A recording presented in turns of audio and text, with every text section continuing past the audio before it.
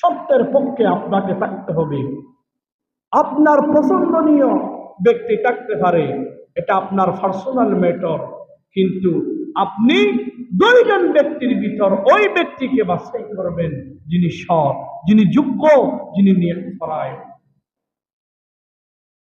এখন আসুন সম্মানিত হাজিরিন, ভোট হলো একটি আমানত। এই আমানত, এটা যিনি প্রকৃত মালিক তাকে আপনাকে দিতে হবে। আপনি যদি মালিকের জিনিস আপনার কাছে আমানত রেখে আপনি যদি প্রকৃত মালিককে না দিয়ে অন্য কাউকে দেন, আপনার নাম হচ্ছে খেয়ানতকারী। আল্লাহর প্রিয় হাবিব বলেছেন, আয়াতুল মুনাফিকিনা সালাসুন, মুনাফিকের তিনটি আলামত রয়েছে। ইযা হাদ্দাসা কাযাবা ওয়া ইযা ওয়া'আদা আখলাফা ওয়া ইযা তুমিনা খানা। মুনাফিকের তিনটি আলামত আল্লাহ রাসূল এই হাদিসের মধ্যে বর্ণনা করেছেন। যারা মুনাফিক হবে, ইযা হাদ্দাসা কাযাবা, যখন তারা কথা বলবে, কথাটা বলবে মিথ্যা কথা। ওয়া ইযা ওয়া'আদা আখলাফা, যখন তাদের কাছে কোনো ওয়াদা করা হবে তখন তারা ওই ওয়াদা খেলাফ করবে। ওয়া ইযা তুমিনা খানা, যখন তাদের কাছে আমানত রাখা হবে তখন তারা আমানতের খেয়ানত করবে। সুপ্রিয় উপস্থিতি, বিনয়ের সাথে আপনাদের কাছে প্রশ্ন রাখতে চাই, আমার আপনার কাছে একটি আমানত রয়েছে, এটা যদি প্রকৃত মালিকের কাছে যদি আমরা দিতে না পারি, তাহলে আমরা হয়ে যাব আমানতের খেয়ানতকারী, আমরা হয়ে যাব মুনাফিক। মুনাফিক সম্পর্কে আল্লাহ রাব্বুল আলামিন চমৎকার ভাবে বলেছেন, ইন্নাল মুনাফিকিনা ফিদ দারকিল আসফালি মিনান নার ওয়া লা তাজিদ লাহুম নাসীরা। নিশ্চিত যারা মুনাফিক তাদের স্থান হবে জাহান্নামের সবচেয়ে নিকৃষ্ট জায়গায়। তাদের জন্য সেই দিন কোনো সুপারিশ করা হবে না। সুপ্রিয় উপস্থিতি, এই আমানত, এটা খেয়ানত করার দায়িত্ব আল্লাহ কাউকে দেয়নি। সেই জন্য আমাদেরকে আমানত যিনি প্রকৃত মালিক তাকেই দিতে হবে।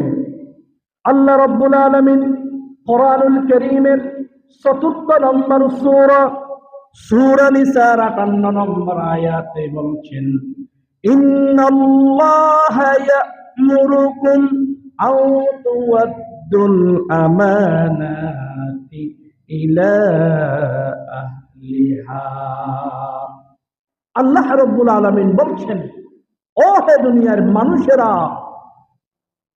তোমাদের সকলকে আল্লাহ রাব্বুল আলামিন আদেশ দিচ্ছেন, আন তু'আদ্দুল আমানাতি ইলা আহলিহা, তোমার কাছে যেই আমানত রয়েছে সেই আমানত তুমি যাকে তাকে দিতে পারবে না। যিনি প্রকৃত আমানতের মালিক তাকে তার আমানত তোমাদেরকে ফিরিয়ে দিতে হবে। যিনি প্রকৃত অধিকারী তাকেই আমানত দিতে হবে। অন্য কাউকে আমানত এটা দেওয়া মানুষের পক্ষে কোনোদিন সম্ভব নয়। এই আমানতের ব্যাপারে আল্লাহ রাসূল সাল্লাল্লাহু আলাইহি ওয়াসাল্লামের হাদিসের ব্যাখ্যায় আমি পেয়েছি, আল্লাহ এই আমানতকে প্রথমে আসমানকে দিতে চেয়েছিল, আল্লাহ রাব্বুল আলামিন সেই কথা কোরআনুল কারীমে বলেছেন, ইন্না আরাদনাল আমানাতা আলাস সামাওয়াতি ওয়াল আরদ ওয়াল জিবালি ফাবাইনা আন ইয়াহমিলনাহা ওয়া আশফাকনা মিনহা ওয়া হামালাহাল ইনসান। কোরআনুল কারীমের ৩৩ নম্বর সূরা, সূরা আহজাবের ৭২ নম্বর আয়াত। আল্লাহ রাব্বুল আলামিন বলছেন, আমি আমার আমানতকে প্রথমে আসমানকে দিতে চেয়েছিলাম, এরপরে আমি জমিনকে দিতে চেয়েছিলাম, এরপরে আমি আমার আমানতকে পাহাড়কে দিতে চেয়েছিলাম। আসমান গ্রহণ করে নাই, জমিন গ্রহণ করে নাই, পাহাড় গ্রহণ করে নাই, এই আমানত গ্রহণ করেছি শ্রেষ্ঠ জাতি মানুষ। মানুষেরা এই আমানত গ্রহণ করেছে। এই আমানত এটা রক্ষা করা মানুষের পক্ষেই সম্ভব। কোন গৃহপালিত কুকুর, গরু, ছাগল, মুরগি, বিশাল আকারের হাতি, গভীর সমুদ্রের মাছের পক্ষে আমানত রক্ষা করা সম্ভব নয়। সেই জন্য আল্লাহ রাব্বুল আলামিন এই আমানতের দায়িত্ব দিয়েছেন পৃথিবীর শ্রেষ্ঠ জাতি মানুষদেরকে। এই মানুষেরা যারা নিজেকে মুসলমান পরিচয় দিবে, নিজেকে ইমানদার পরিচয় দিবে, তার প্রথম দায়িত্ব আমানতকে রক্ষা করতে হবে।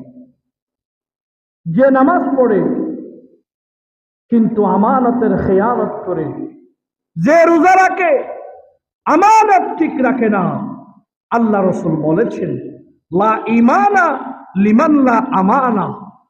ওই ব্যক্তি নামাজি হতে পারে, রোজাদার হতে পারে, লম্বা লম্বা দাড়ি রাখতে পারে, জুব্বা পরিহিত অবস্থায় অলওয়েজ চলাচল করতে পারে, ওই ব্যক্তি যদি আমানতের যদি রক্ষা করে দায়িত্ব নিতে না পারে, ওই ব্যক্তি কখনো ইমানদার হতে পারে না।